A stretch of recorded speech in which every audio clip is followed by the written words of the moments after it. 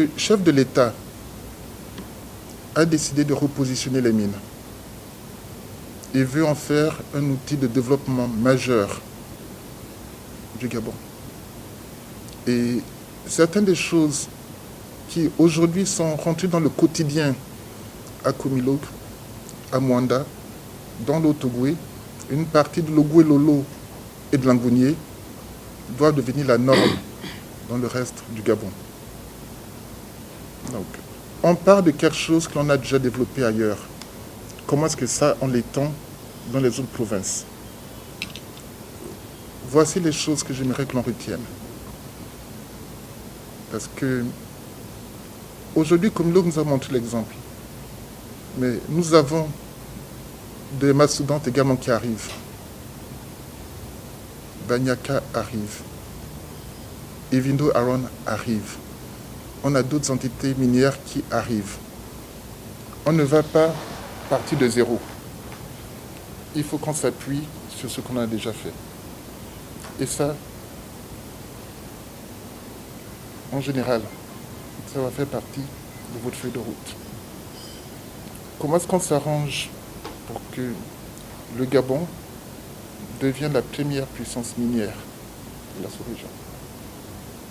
Être une puissance minière ne signifie pas nécessairement exploiter le plus. C'est également créer le maximum de valeur pour les actionnaires, mais aussi pour les populations, mais aussi pour le pays. Donc il y a tous les éléments de développement, d'accompagnement que l'on voit et que l'on développe du côté de Mwanda qui doivent devenir la norme sur l'ensemble du territoire. Ça va mener à plus de coopération, à plus de collaboration. Ça va mener à plus de transparence, à plus d'ouverture. Que les bonnes choses dont on a pu bénéficier au sud-est du Gabon puissent également se décliner sur l'ensemble du territoire. Désolé.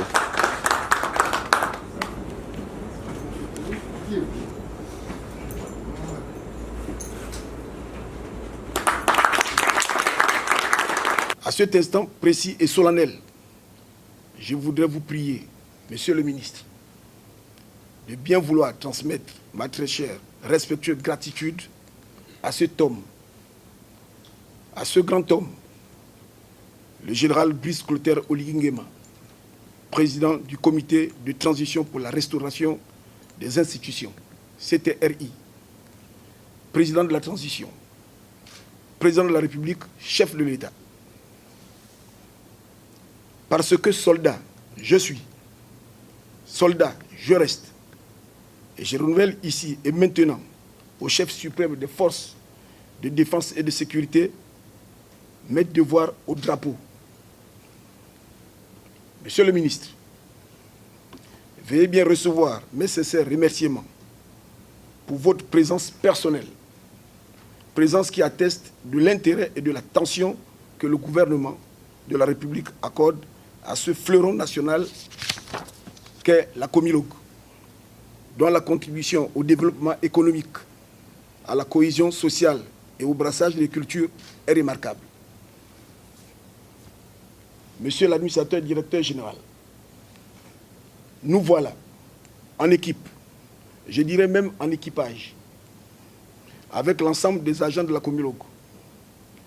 Vous en êtes le maître d'œuvre et j'en serai volontiers la sentinelle dévouée à la tâche, au service des intérêts bien compris de l'entreprise et de la vision restauratrice du chef de l'État. Monsieur l'administrateur directeur général, avant ce jour qui nous réunit, je vous ai lu avec plaisir en parcourant la documentation de la société.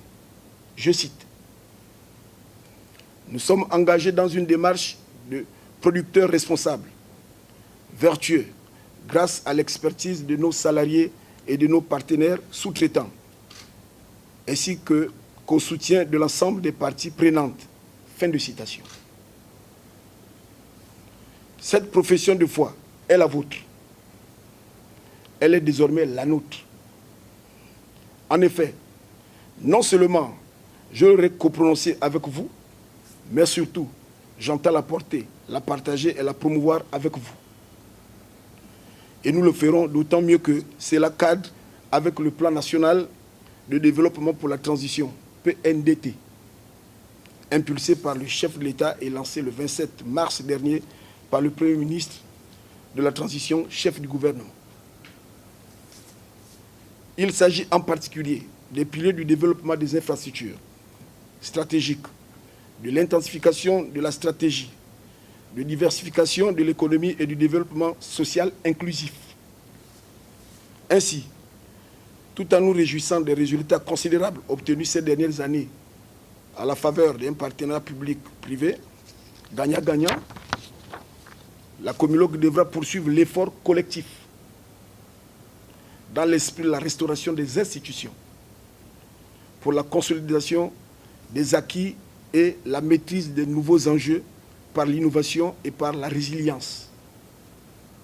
C'est pour moi, en toute humilité, l'occasion de rendre hommage aux équipes dirigeantes successives qui ont su apporter leur pierre à l'édifice et qui savent, comme les soldats au front, que sur le chantier de la République, les ouvriers se relaient sans cesse.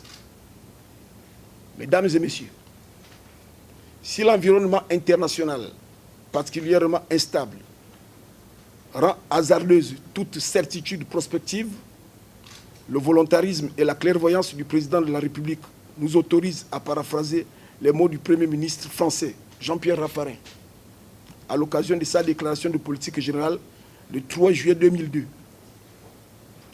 La pente est forte, mais la route est droite. Puisse donc chacun à sa place jouer pleinement sa partition. Pour ma part, patriotisme, pragmatisme et performance, telle sera la boussole de ma mission dans la mine de l'Ogooué. Honneur et fidélité à la patrie.